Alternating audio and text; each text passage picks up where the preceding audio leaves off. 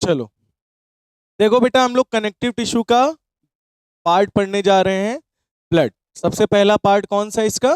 Blood. तो blood के बारे में फिलहाल मैंने पढ़ा दिया था, एक बार फिर से जल्दी से हम लोग क्विक रिवीजन कर लेते हैं। क्या कर लेते हैं? रिवीजन। तो बेटा ब्लड जो होता है ये एक प्रकार का फ्लूइड मैट्रिक्स है। कौन सा मैट्रिक्स है? फ्लूइड मैट्रिक्स है, जिसको हम लोग क्या बोलते हैं?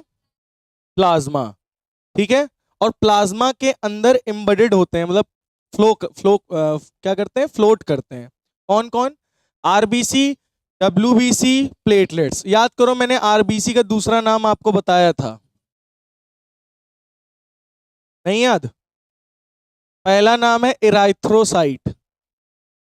क्या नाम है बेटा? इराइथ्रोसाइट। डब्ल्यूबीसी का ल्यूकोसाइट्स। और प्लेटलेट्स का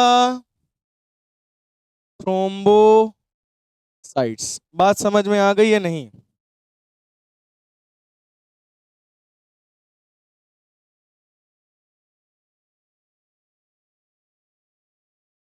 ठीक है, ये बात समझ में आ गई है नहीं? तो ब्लड जो होता है, ब्लड चार कंपोनेंट से मिलकर बना है: प्लाज्मा, आरबीसी यानी इराइथ्रोसाइट, ल्यूकोसाइट एंड थ्रोम्बोसाइट। ठीक है। प्लाज्मा जो होता है वो लिक्विड है। वो क्या है? फ्लूइड है। और उस फ्लूइड में आरबीसी, डब्ल्यूबीसी और प्लेटलेट्स क्या करती हैं? फ्लोट करती हैं। क्या करती हैं बेटा? फ्लोट करती हैं। ठीक है। आरबीसी का काम है ऑक्सीजन को ले जाना। किसको ले जाना? ऑक्सीजन को। कहां तक? सेल्स तक। और सेल से CO2 को लेकर आना। ठीक है।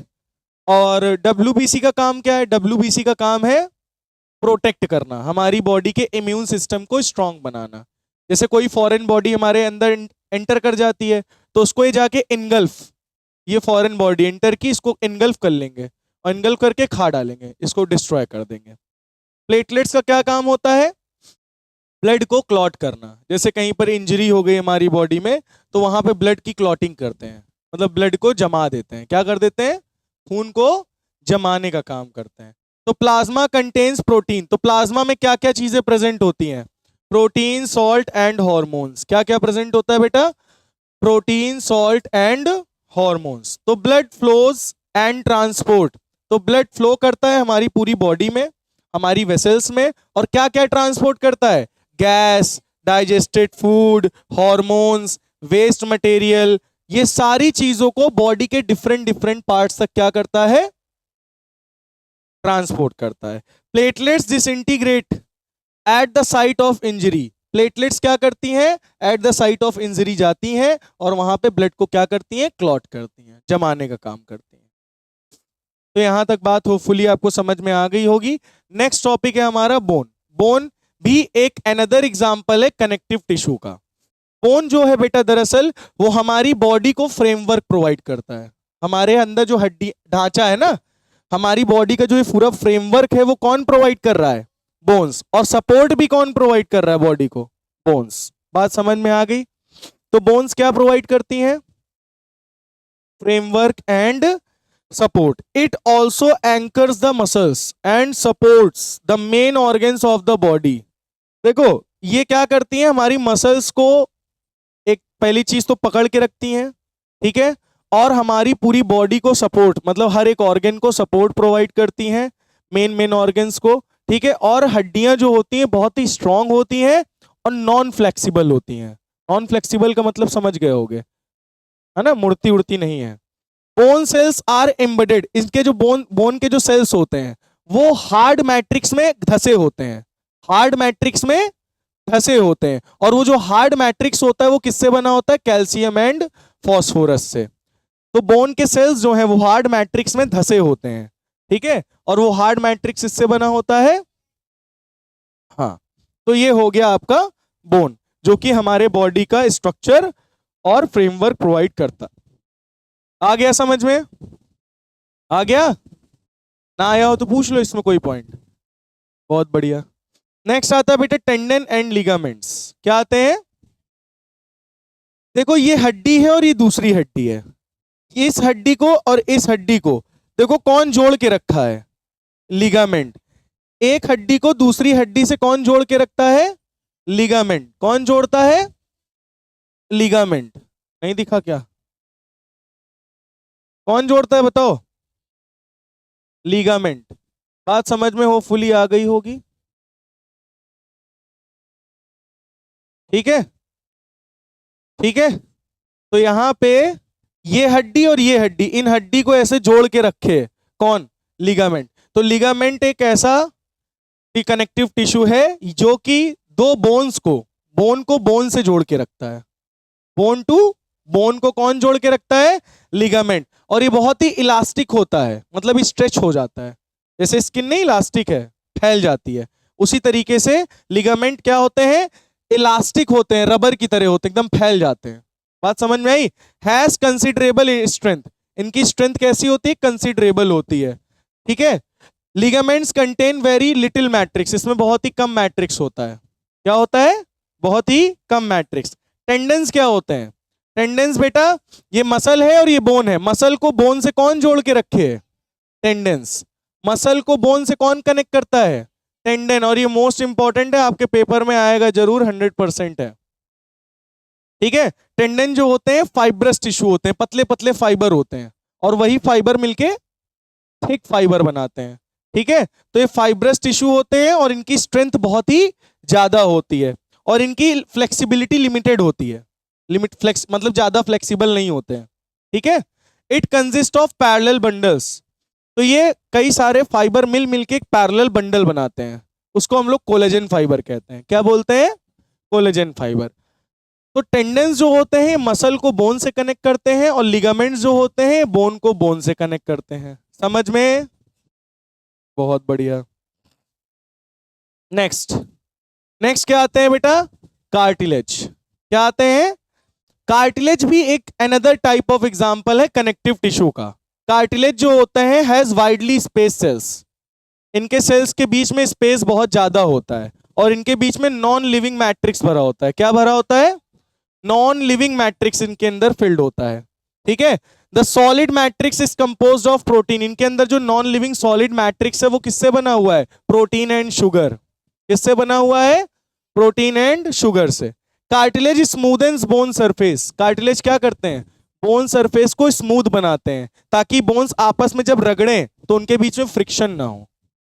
कार्टिलेज दो बोन्स के बीच में as a cushion like, cushion समझते हो ना, इनके बीच में ऐसे कुशन लाइक स्ट्रक्चर प्रेजेंट होता है। जैसे ये मान लो कार्टिलेज है, तो एक बोन ये है और एक बोन ये, इन दोनों के बीच में क्या प्रेजेंट है? ये क्या प्रेजेंट है? ये कार्टिलेज। अब बोन ऐसे ऐसे मुड़ेगी ना, तो उसमें कोई भी फ्रिक्शन नहीं होगा।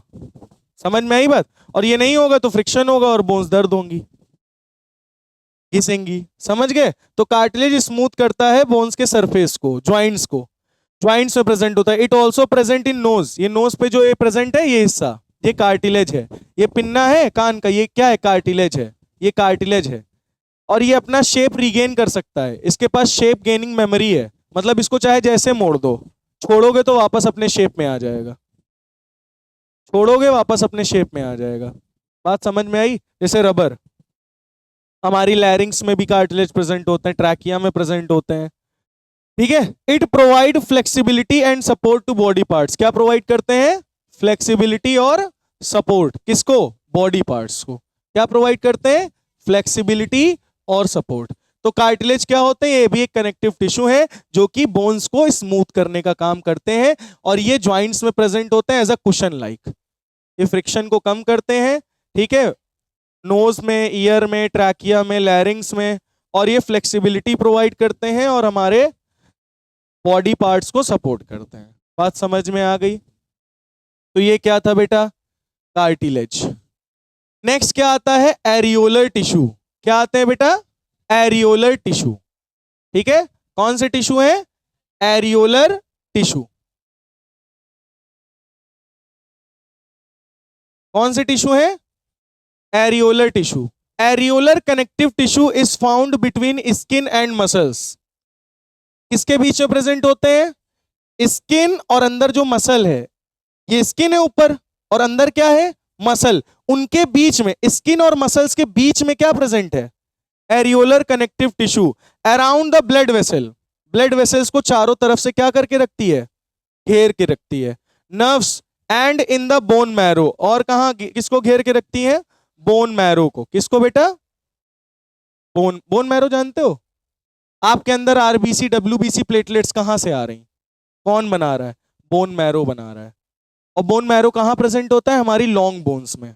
ये जो हड्डियां हैं लंबी लंबी वाली, ये लंबी लंबी हड्डियों में क्या प्रेजेंट होता है, बोन मैरो। इसी बोन मैरो में ही हमारी red blood cell, white blood cell and platelets का फॉर्मेशन होता है। तो प्लेटलेट्स, आरबीसी, डब्ल्यूबीसी, इन सब का फॉर्मेशन कौन करता है, बोन मैरो। क्रिस 3 मूवी देखी है, उसमें देखा है ना, काल के पास बोन मैरो नहीं था।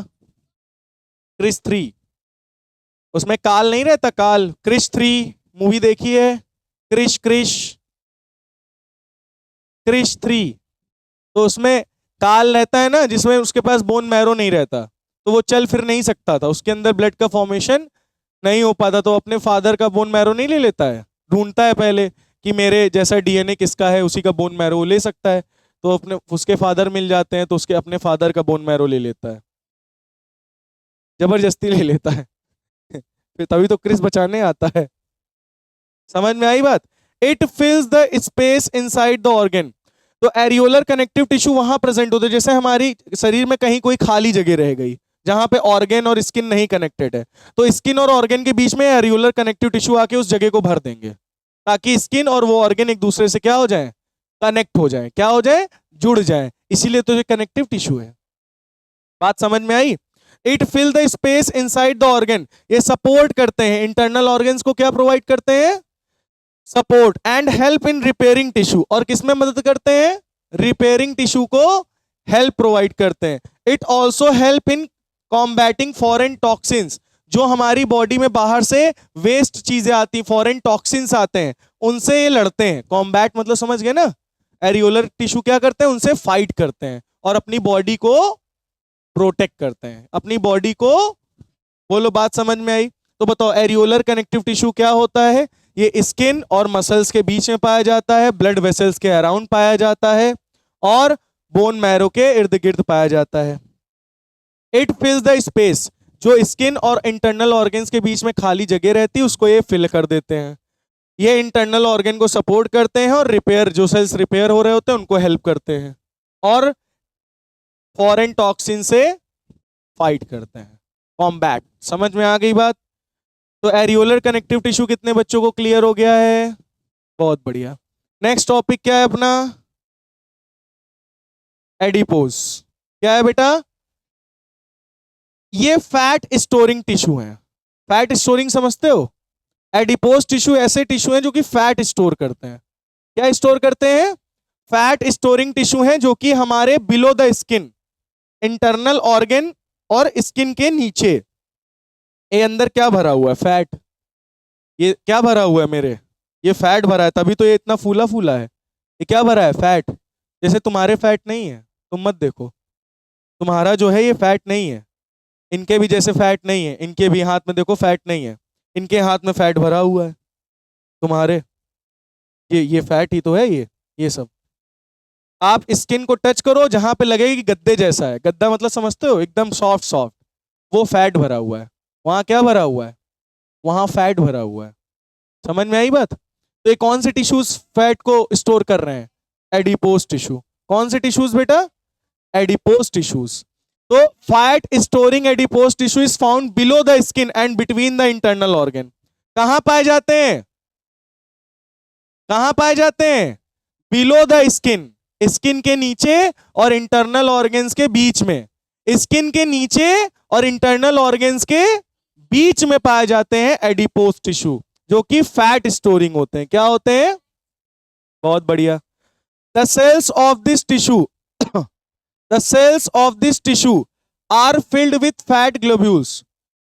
जो ये टिश्यू होते हैं, इनके जो सेल्स होते हैं वो किससे भरे होते हैं, फैट ग्लोब्यूल से। उनके अंदर क्या भरा रहता है, fat globules. Storage of fat, ये क्या करते हैं, इनका मेन काम ही क्या है, फैट को स्टोर करना, और एक्ट करते हैं एज एन इंसुलेटर। इसकी तरह एक्ट करते हैं, इंसुलेटर। इसीलिए मोटे व्यक्ति को ज्यादा ठंडी नहीं लगती। जो मोटे बहुत ज्यादा होते हैं उनके ठंडी नहीं लगती, पता है क्यों, क्योंकि उनके अंदर पूरी बॉडी में क्या भरा हुआ है फैट, और फैट एज अ इंसुलेटर काम करता है, वो बाहर की ठंडी और गर्मी को अंदर बाहर नहीं आने जाने देता। फैट कैसे वर्क करता है? As a insulator. बात समझ में आई? Keeps visceral organs in position, सारे ऑर्गन्स को पोजीशन में भी रखता है फैट, ठीक है। इट फॉर्म शॉक एब्जॉर्बिंग, अब कोई फैटी व्यक्ति को मार दो तो अंदर तक झटका नहीं जाएगा, जो आगे फैट है वही शॉक एब्जॉर्ब कर लेगा। क्या करेगा? शॉक को क्या कर लेगा? एब्जॉर्ब कर लेगा। तो ये कुशन जैसे होते हैं। कैसे होते हैं? फैट कैसा होता है? एकदम कुशन जैसा होता है। ये शॉक एब्जॉर्बर होता है, किडनीज और आई बॉल्स में प्रेजेंट होता है, यहां भी प्रेजेंट होता है।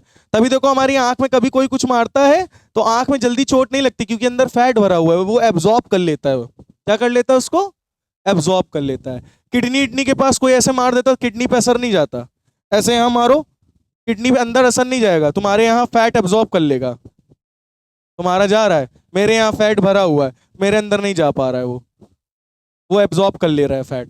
समझे शॉक को?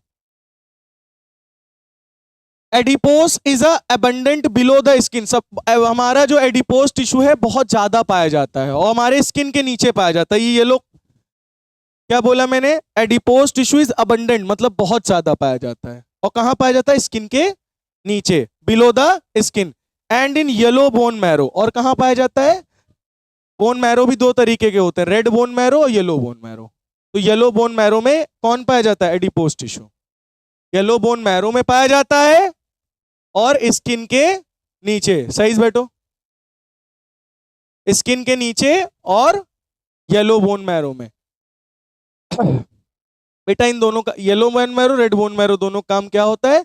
सेल्स का प्रोडक्शन करना, आरबीसी डब्ल्यूबीसी एंड प्लेटलेट्स। समझ में आ गई बात? एडिपोस टिश्यू क्लियर हो गया है। अब बेटा ये लास्ट आता है नर्वस टिश्यू। कौन सा टिश्यू? तो सबसे पहले सभी बच्चे इस नर्वस टिश्यू बनाने का हम लोग देखते हैं, नर्वस टिश्यू बनता कैसे। ठीक है, ये मोस्ट इंपॉर्टेंट टॉपिक है, आपके पेपर में पक्का आएगा, वो भी 5 मार्क्स का आएगा, आगे पेपर में आएगा या एनुअल में आएगा, आएगा पक्का। ठीक है, तो न्यूरॉन बनता कैसे, आप पहले मुझे देखो मैं बना कैसे रहा हूं, उसी तरह आप भी बना लेना। ठीक है, सबसे पहले आपको एक ऐसे लाइन लेकर जानी है, फिर यहां से एक लाइन ऐसे लेकर जानी है, एक लाइन ऐसे लेकर जानी है, ठीक है, और ऐसे ले जाके एक लाइन ऐसे और ऐसे। इतना समझ में आई गया होगा? बस ठीक है। ठीक है, फिर यहां से एक ऐसे, फिर जोड़ते हुए ऐसे और फिर ऐसे, फिर यहां पे झाड़ू बना देनी है। झाड़ू समझते हो ना, सीख वाली? ठीक है, पूरे में झाड़ू बना दो सीख वाली, फूल झाड़ू है तो बना दो, यहां बना दो गोला, यहां बना दो छोटे छोटे निसल्स ग्रेन्यूल्स, इसको शीट को ऊपर से कवर कर दो।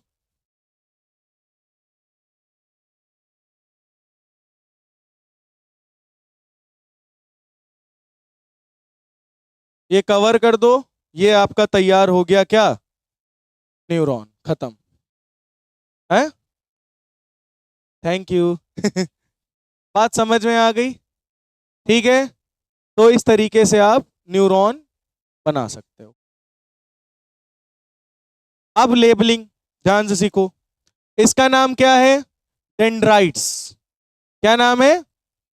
डेंड्राइट्स। और इनके भी जो ऊपर पर निकले होते हैं छोटे मोटे, इनको बोलते हैं डेंड्रॉन्स। क्या बोलते हैं बेटा? डेंड्रॉन्स। इसको कहते हैं न्यूक्लियस। क्या बोलते हैं? न्यूक्लियस। याद करते हुए चलना। और जो छोटे छोटे दिख रहे हैं इनको बोलते हैं नेसेल्स ग्रेन्यूल्स। क्या बोलते हैं? नेसेल्स ग्रेन्यूल्स। और इस पूरे को बोलते हैं सेल बॉडी, और इसका दूसरा नाम है साइटन। क्या नाम है? ये ऊपर जो चढ़ी हुई है शीट, इसको बोलते हैं माइलिन शीट या फिर मेडुलरी शीट। क्या बोलते हैं? माइलिन शीट या मेडुलरी शीट। इस नोड को कहते हैं नोड्स ऑफ रैनवियर। क्या बोलते हैं? Nodes of Ranvier. और ये लास्ट की है नर्व एंडिंग। क्या है बेटा ये? और ये जो छोटे छोटे नोब हैं इसको बोलते हैं सिनेप्टिक सिनेप्टिक नोब, क्या बोलते हैं? Synaptic knob. बोलो, बात समझ में आई? और ये जो अंदर पतली सी पाइप जा रही है, इस पतली सी पाइप को क्या बोलते हैं? एक्सन। क्या बोलते हैं? एक्सन। बेटा वही है वो, बहुत सारे नाम है। नहीं, लेबलिंग आपके अभी इतनी हम कर देंगे कि तुम्हारी बुक में नहीं होगी, अभी इतनी तुम्हारी बुक में नहीं होगी, सारी हैं। दिखाओ जरा, चलो 1 मिनट। नहीं, तुमने अभी जिस कॉन्फिडेंस से, चलो बेटा आगे देखो। तो बेटा ये है आपका नर्वस टिश्यू, जिसको हम न्यूरॉन कहते हैं। क्या नाम है इसका? न्यूरॉन। क्या नाम है इसका? न्यूरॉन, ठीक है। दरअसल नर्वस टिश्यू जो होते हैं हाईली स्पेशलाइज्ड टिश्यूज होते हैं। इनका मेन काम होता है इंफॉर्मेशन को ट्रांसमिट करना। जैसे कि मैंने इस पेन को टच किया, तो मुझे फील हुआ ना कि मैंने इस पेन को टच किया, तो ये इंफॉर्मेशन यहां से ब्रेन तक कौन लेकर गया? न्यूरॉन्स, नर्व्स लेकर गई। और न्यूरॉन्स में इंफॉर्मेशन को रिसीव किसने किया? डेंड्राइट्स ने। और वो इंफॉर्मेशन डेंड्राइट से कहां गई? Cell body. सेल बॉडी से एक्सॉन, एक्सॉन से होते हुए नर्व एंडिंग, और नर्व एंडिंग से दूसरे न्यूरॉन, फिर इसी तरह तीसरे न्यूरॉन, चौथे न्यूरॉन, इस तरह न्यूरॉन न्यूरॉन करते हुए कहां तक गई? ब्रेन तक। कहां तक गई? ब्रेन तक। तो मेन इनका जो नर्वस टिश्यू होते हैं, मेन इनका काम क्या होता है? मेन काम क्या होता है? इंफॉर्मेशन को ट्रांसपोर्ट करना। और कौन सी इंफॉर्मेशन? किस फॉर्म में? इलेक्ट्रिकल इंपल्स के फॉर्म में। किसके फॉर्म में? इलेक्ट्रिकल इंपल्सेस के फॉर्म में ट्रांसमीटिंग करते हैं। स्टिमुलस, स्टिमुलस वर्ड समझते हो क्या होता है? कोई बताएगा स्टिमुलस क्या होता है? बताओ, स्टिमुलस क्या होता है?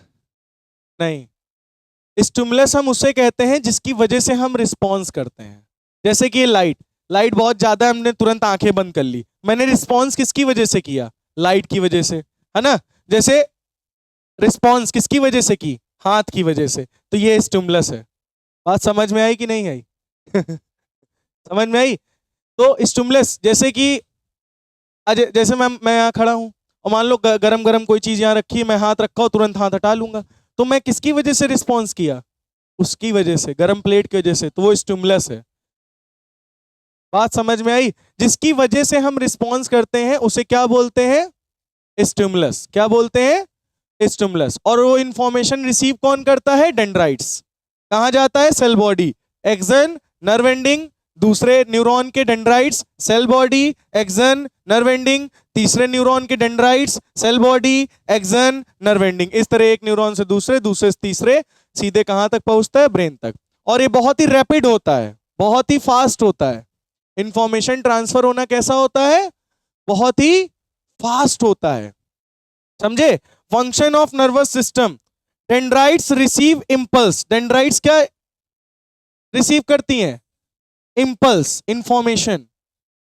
And axon impulse away from the cell body. फिर एक्सन उस इंपल्स को लेकर जाता है सेल बॉडी से दूर, फिर कहां जाता है? नर्व एंडिंग, और नर्व एंडिंग से दूसरे न्यूरॉन, दूसरे न्यूरॉन से तीसरे न्यूरॉन। तो मेन नर्वस सिस्टम का काम क्या होता है? नर्वस टिश्यू का मेन काम होता है इंफॉर्मेशन को ट्रांसफर करना। और जो इंफॉर्मेशन कमांड जो ब्रेन हमारा देता है, उसको मसल्स तक लेकर आना, इसका काम होता है नर्व सेल्स का। तो ये बात समझ में आ गई है सभी बच्चों को? क्लियर हो गया है? तो ये है बेटा स्ट्रक्चर ऑफ न्यूरॉन। और आपको पता है ये जो शीट चढ़ी हुई है, इस शीट का काम क्या है? इस शीट का काम है कि अंदर जो इंफॉर्मेशन ट्रेवल कर रही है वो बाहर ना निकल पाए। जस्ट लाइक दैट वायर, इस वायर में करंट बह रहा है, तो इस वायर से करंट बाहर ना निकल पाए, इसी वजह से तो ये कोटिंग चढ़ी है प्लास्टिक की।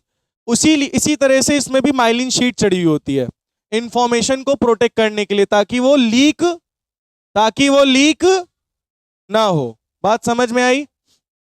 तो neuron consist of the following parts.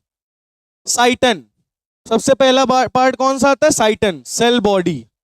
तो cell body is a star shaped, with many hair like structures coming out. ये स्टार लाइक होता है और इससे बाहर बहुत सारे हेयर लाइक स्ट्रक्चर्स निकलते हैं। एक्सन क्या होता है? Axon this is a tail. Axon क्या है? टेल ऑफ न्यूरॉन, न्यूरॉन की टेल है। Axon terminal relay nerve impulses, यहीं से नर्व इम्पल्सेस पास होके नर्व एंडिंग तक जाती हैं। डेंड्राइट्स, डेंड्राइट्स क्या होती हैं? ब्रांचिंग फाइबर्स, जो कि इंफॉर्मेशन को रिसीव करने का काम करती हैं, जो कि इंफॉर्मेशन को क्या करती हैं? रिसीव। और इन्हीं की वजह से सरफेस एरिया क्या है? एकदम फैला हुआ। सरफेस एरिया क्या है? फैला हुआ। तो ये इंफॉर्मेशन को रिसीव करती हैं। सबसे मोस्ट इंपॉर्टेंट डेफिनेशन, ये आपके पेपर में पक्का आएगी, सिनैप्स। Define synapse. सिनैप्स क्या होता है? ये केमिकल जंक्शन है, ये गैप है। किसके बीच का गैप है? दो न्यूरॉन्स के बीच का गैप होता है, उसे हम लोग क्या कहते हैं? सिनैप्स। सिनैप्स किसके बीच का गैप है?